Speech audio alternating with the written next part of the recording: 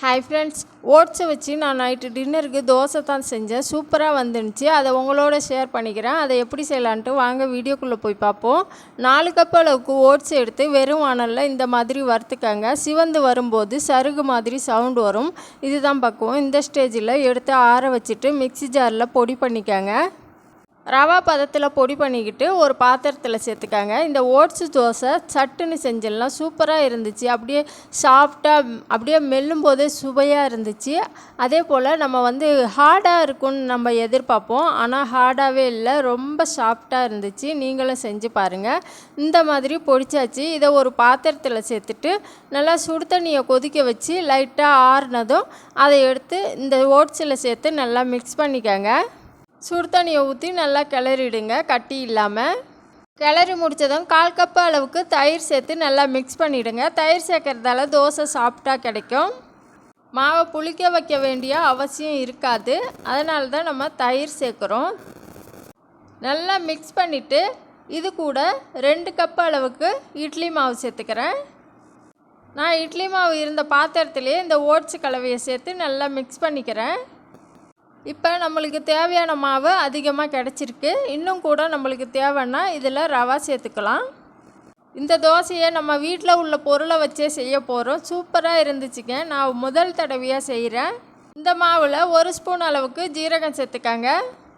ஜீரகத்தை பொடி பண்ணி கூட சேர்க்கலாம். நான் சேர்க்கலை. இது கூட ஒரு 4 பச்சை மிளகாய் நறுக்கி வச்சுருக்கேன் பொடியாக. அதை சேர்த்து நல்லா மிக்ஸ் பண்ணிக்கிறேன். இனிமேல் நம்ம வீட்டில் இட்லி மாவு கம்மியாக இருந்தால் உங்களுக்கு என்ன தோணுதோ அதை செய்யுங்க. டேஸ்டியாகவே கிடைக்கும். இதில் 2 கொத்த அளவுக்கு கருவேப்பிலையை பொடியாக நறுக்கி சேர்த்துக்கிறேன். அதையும் நல்லா மிக்ஸ் பண்ணிக்கிறேன். இந்த பொருட்கள் எல்லாம் சேர்க்கும்போது தோசை மணமாக சுவையாக இருக்கும். 2 கப் அளவுக்கு ரவா சேர்த்துக்கிறேன். ரவா சேர்க்கறதால இன்னும் கூட அதிகப்படியான மாவு நம்மளுக்கு கிடைக்கும். ரவாவை சேர்த்துட்டு நல்லா கட்டி இல்லாமல் கரைச்சிட்டு இதில் தேவையான அளவுக்கு உப்பு, 2 கப் அளவுக்கு தண்ணி சேர்த்து ஒரு 20 நிமிஷத்துக்கு ஊற வைக்க போகிறோம். ஊறினா தான் நல்லா சாஃப்டாக கிடைக்கும். நம்ம வீட்டில் உள்ள பொருளை வச்சு இந்த மாதிரி தோசை அருமையாக செஞ்சிடலாம். அருமையாக இருக்கும், சூப்பராக இருக்கும், சுவையாக இருக்கும். இவ்வளோ பில்டப் கொடுக்குறீங்களேன்ட்டு யோசிக்காதீங்க. அவ்வளோ அருமையாக இருந்துச்சு. நான் ஃபஸ்ட் டைம் செய்கிறதால எனக்கு ரொம்ப ரொம்ப பிடிச்சிருந்துச்சி. அதே மாதிரி பசங்களுக்கும் சாப்பிட கொடுத்தேன். நல்லாவே இருந்துச்சுன்னு சொன்னாங்க. நம்ம ஒரு பதார்த்தம் செஞ்சு அதை அடுத்தவங்களுக்கு கொடுக்கும்போது அவங்க ஒன்றுமே சொல்லலைன்னா நம்மளுக்கு கஷ்டமாக இருக்கும். அந்த மாதிரி தான் எனக்கும் இருந்துச்சு.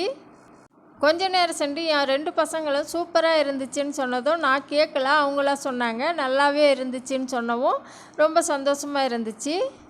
மாவு நல்லா ஊறினதும் இதில் பொடியாக நறுக்குன வெங்காயத்தை சேர்த்து நல்லா மிக்ஸ் பண்ணிவிடுங்க. இப்போ உப்பு பதம் பார்த்துட்டு நல்லா மாவை ரெடி பண்ணிவிடுங்க. அவ்வளோதான், மாவு கலவை தயாராகிடுச்சு.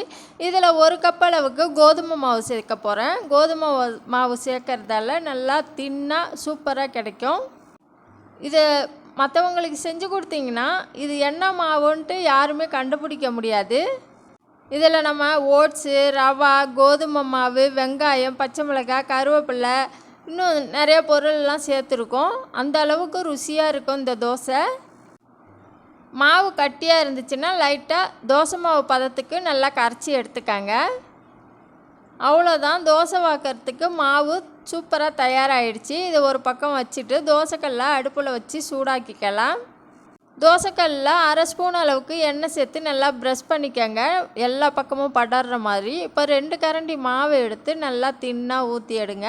சுற்றிலும் எண்ணெய் ஊற்றிடுங்க. ஒரு பக்கம் சிவந்து வந்ததும் மறுபக்கம் திருப்பி போட்டுட்டு எண்ணெய் ஊற்றி நல்லா பொன்னிறமாக வந்ததும் எடுத்துருங்க. அவ்வளோதாங்க, ஓட்ஸ் ஆனியன் தோசை சூப்பராக தயாராகிடுச்சு. அது பொக்கை எப்படி வந்துச்சுன்னா நான் முன்னாடி வெந்திருக்குமோன்ட்டு லைட்டாக திருப்பிட்டேன். அதுதான் தோசை புட்டுக்குச்சு, வேறு எதுவும் இல்லை.